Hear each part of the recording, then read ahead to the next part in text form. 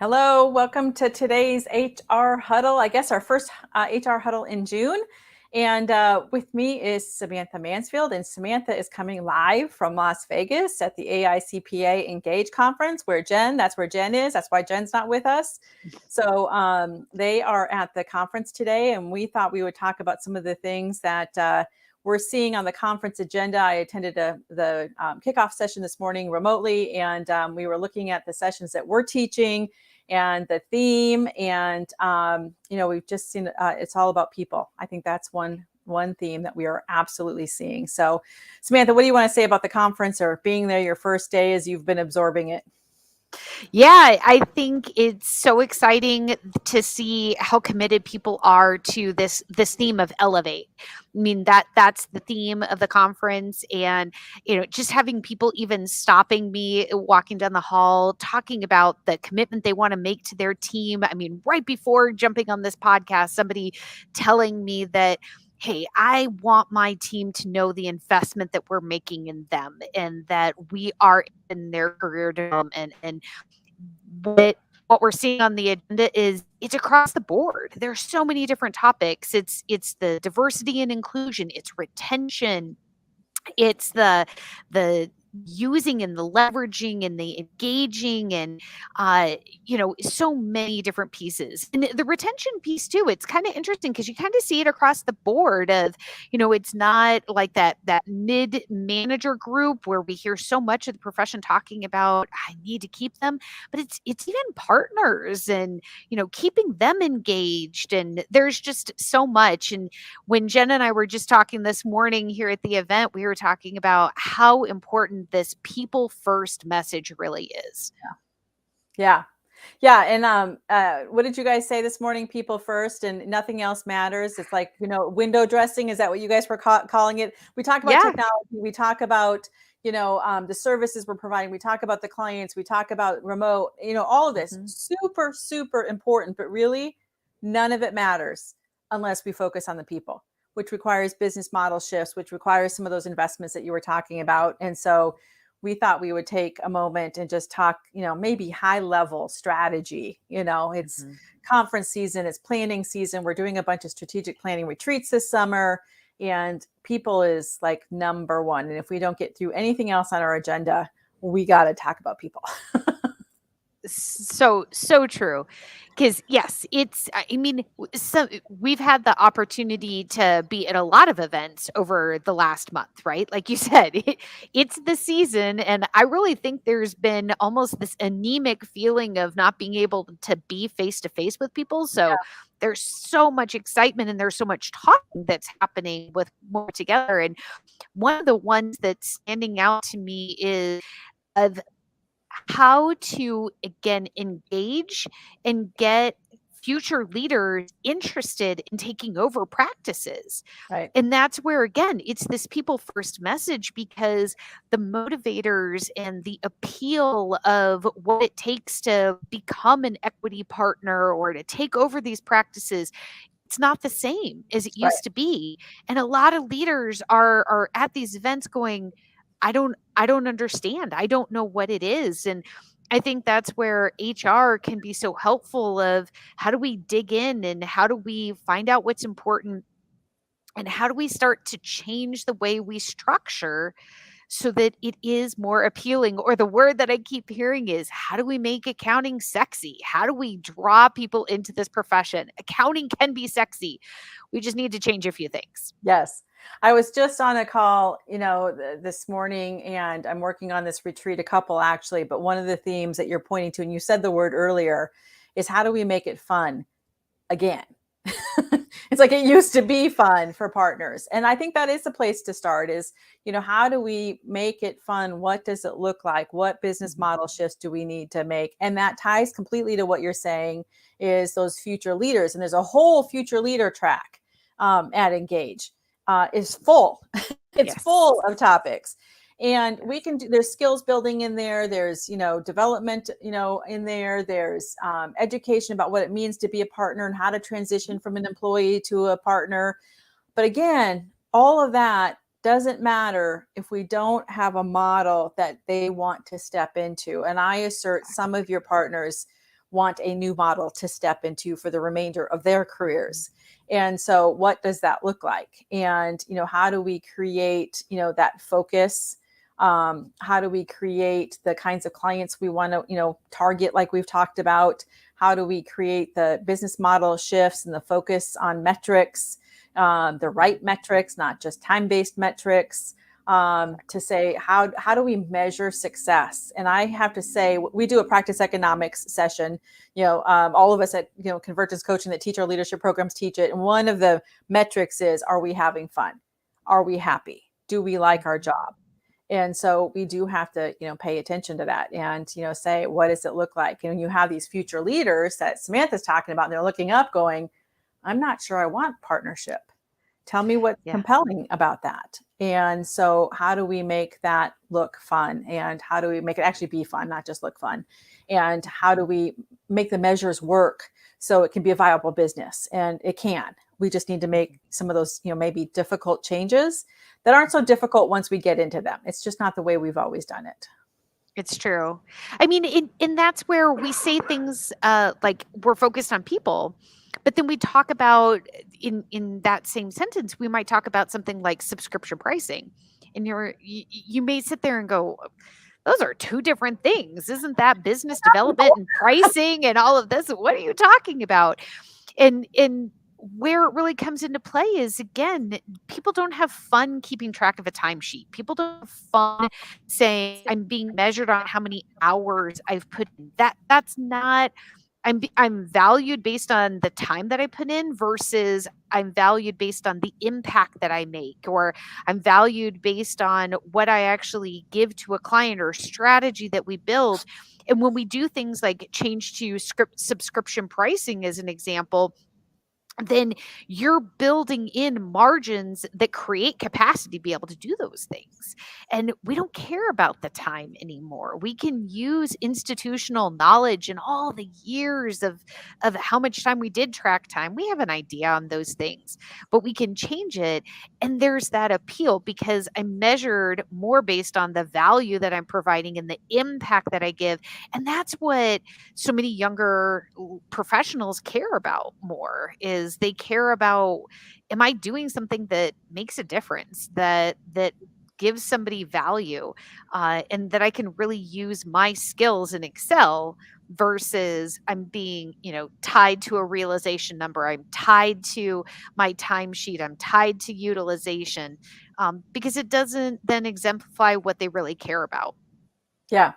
And, we have to have those metrics, so that we know what the financial model looks like, so that we can be profitable. But it is a shift in mindset. How do we, facilitate that? And how do we schedule it? And how do we be strategic about our yeses? I've said that before here on the HR Huddle. We have to be strategic about our yeses, and identify where we need to focus. And I think one of those yeses also is, how do we continue to elevate and expand the HR function to get done what we need to do on the people side? So we can have continuous recruiting, so we can focus on L&D, so we can focus on the needs around employee just relations and engagement. And then there's also all the general HR maintenance, if you will, compliance that we need to do. So how do we continue to elevate and expand HR to focus on all of the people and talent needs that we have? You and I were even talking in that genre, like you were saying, about somebody that can help with even alternative career paths. When we're talking about people first, and we're talking about the changes that are really happening in the accounting, public accounting business model, part of that is career paths and opportunities are changing. I was in a conversation with somebody earlier today about that, of how we have some legacy things that, if you're not a credentialed staff member, you're capped. You have a ceiling on how far you can even move up. So you may be a rock star person, but we have some legacy structures that we're going to lose those people because we have built-in caps as to how far they can raise. And we're just at a spot with the way that the organizational structures can be together. It doesn't have to be that way, but we have to question, why we still have some of that in place. And HR can be a great catalyst to get that kind of a conversation going. So we're not losing people because of arbitrary just limits that were built in. Well, so limits for sure. I agree with all of that. And also that our people don't know. They Mhm. don't know they can get the experience right here in our firm or in our organization. There is so much Yeah. opportunity. There really is no better time to be in the public accounting profession in general, I would say, but in public accounting, if we were talking about public accounting, um, even with the constraints that we're experiencing, even with the challenges of gosh, how do we get this right size so we can figure it out with the abundance of clients and volume that we have and the great resignation and everything. There's so much opportunity for people to invent or reinvent what they want to do Mhm. inside of the profession, and often right inside your firm. And to what you were just saying, Samantha, is that I can have that right here. But if I don't have an advocate for it, I don't know where to go. It doesn't feel safe. Yeah. Maybe you're my boss. I don't want to say it to you because you don't want to let me go. Yes. How do we facilitate that? I mean, I would get the self-interest. If somebody's been investing in me and it's like, okay, this isn't what I want to do when I grow up. It's like, what about the last 10 years I've spent investing in you? Well, I would rather they stay with the firm and have that knowledge and then Mhm. be able to take it and apply it somewhere else. We've seen auditors move into HR as an example. We've seen, people move into consulting. We've seen people move into, Yeah. project coordination or communications roles or operations roles. It just, start up a new niche practice. I'm going to move out of this, compliance, and I'm going to start this new niche consulting practice. But there's so much need and so much opportunity. We have to make that available. We have to make it safe to talk about it, but we have to educate people and Mhm. partner down, because the partners have to be enablers of that. Even though sometimes it's like, well, I don't really want to let that person go. Well, then they're going to go somewhere else and we'll be really sad. Right. But Right.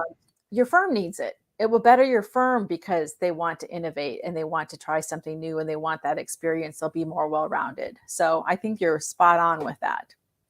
And reimagine the roles too. Yes. We've had the structure of associate and senior and manager, whatever those are for you, but there's been this fairly linear path, and it doesn't have to be. And for some people, I know that would feel uncomfortable, but you've got people on your team that they see a need and they see an opportunity, and man, tap into that creativity that they have. And creativity in accounting, I know that usually sounds like a negative thing, But but it is because it's problem solving. It is creative. exactly, Yes. exactly, and that's what we're doing.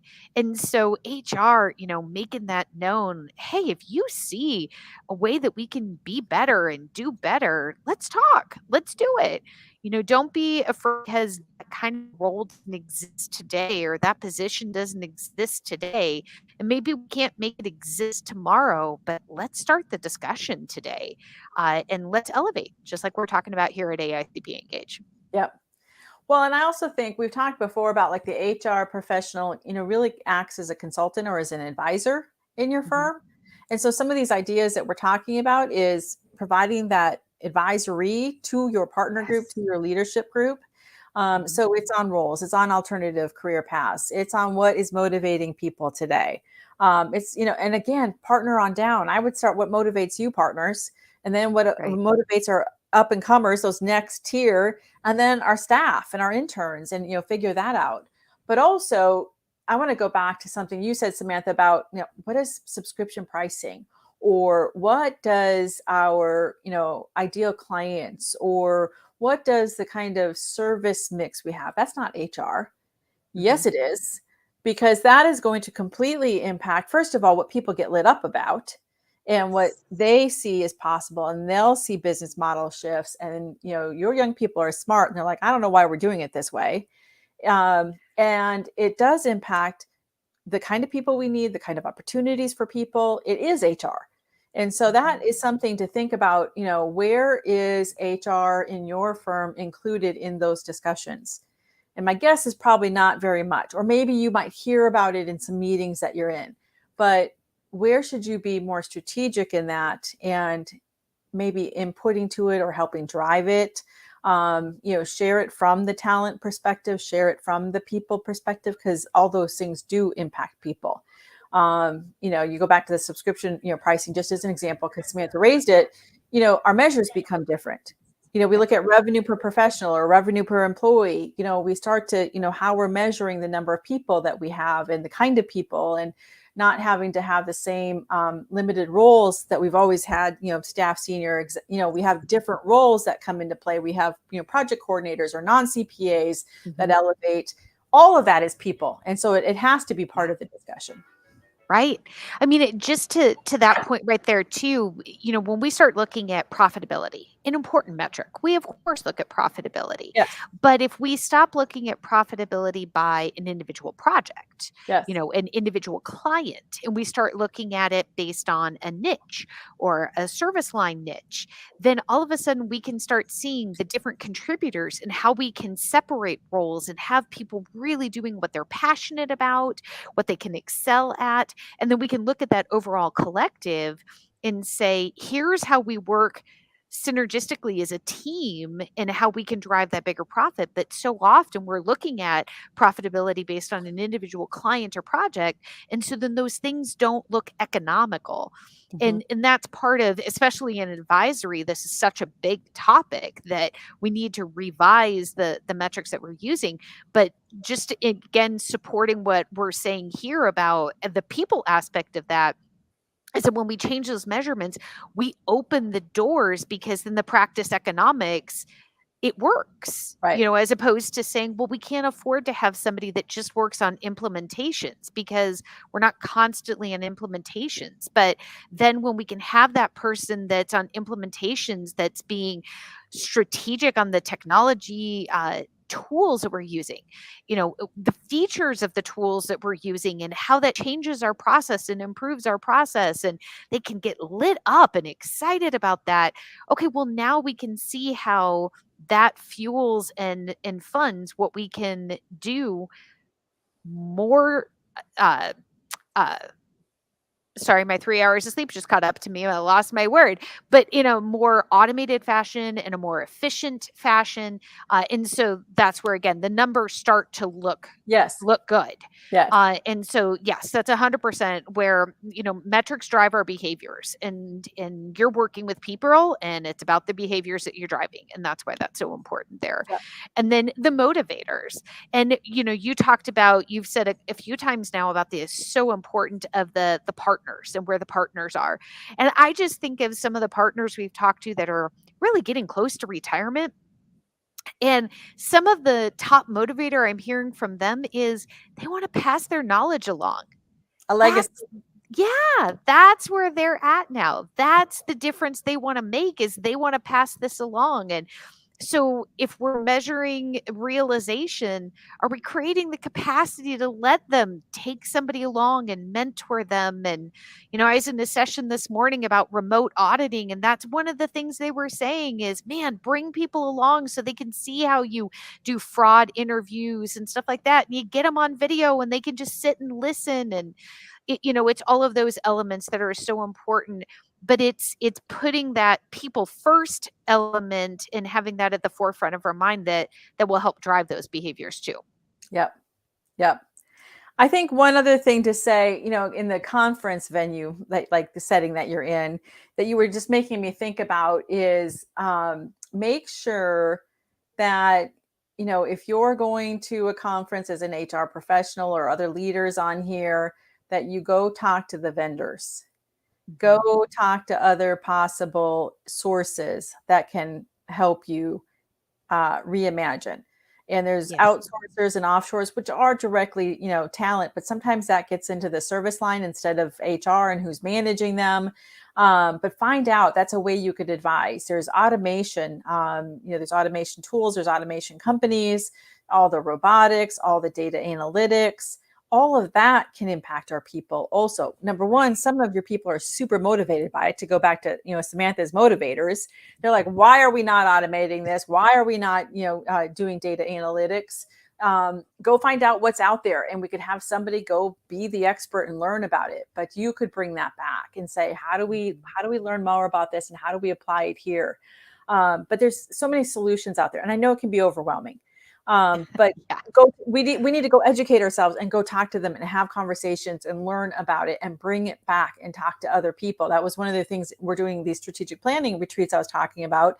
And we're, doing interviews, and we're talking to some of the, the younger, future leaders, and they have all these ideas. And we're like, who have you told that to? Well, nobody. We don't have time. We don't have the capacity. There's no energy for it. And it's like, we've got to bubble that up. We have to create space for that. They have ideas. And the more I think we educate ourselves, the more we go learn about it and, use the kind of settings, whether it's a virtual, or you're in person or whatever. Yep. Go talk to those, different, companies and vendors, and, talk to others that are participating to see who's used it and has success. But you'll get all kinds of ideas of, gosh, how can we use that to have our people first too? Man, and as HR professionals, how can you help build that bridge? Because you're saying, I'm talking to these young professionals that are excited and they're exploring it, but they're not bubbling it up. And then on the flip side, I know we've heard the senior leaders say, where are the ideas? I want to hear the ideas from the future leaders. Right. Are they thinking like that? And so we've got this total disconnect Right. happening because you've got them doing it, but they feel like there's no time or capacity to raise it. And then the senior leaders are saying, man, I want that critical thinking Right. and reimagining. So HR, let's find a way to build that bridge between these two groups because they're not doing it on their own. And one of the things, I know we're about at time here, and I know you need to get to your next session, but maybe as a closing thought here, it is conference season. It is strategic thinking, planning season. It is maybe more proactive time. We did that on the last HR huddle. Maybe one of the ways to tie that bridge, just to close on that thought, is to say, how do we bring together what we're learning this summer? Once a month, I don't know, do a lunch. It could be virtual, it could be in person or whatever, but something, or bring it to your team meetings and, share your top 2 ideas from the different conversations that you've been having. And then you can start to figure out, which ones are going to stick, which ones get energy behind them, or which ones are synergistic with things that we're already doing. So I love that idea of building that bridge and, say, how do we facilitate that? How do we bring this together? Because we are so busy, so focused, all doing our own stuff, whether it's client focused or, HR focused or IT focused, but we need to bring those ideas together. And now it's the time to be able to do that. So, yes. Well, thank you for carving some time out at the conference there. And I hope you have a good rest of your week in Vegas. I look forward for you to bring back the ideas that you have. And we'll see everyone else next week on our HR Huddle. Have a good week. Thank you so much. Bye-bye, everybody.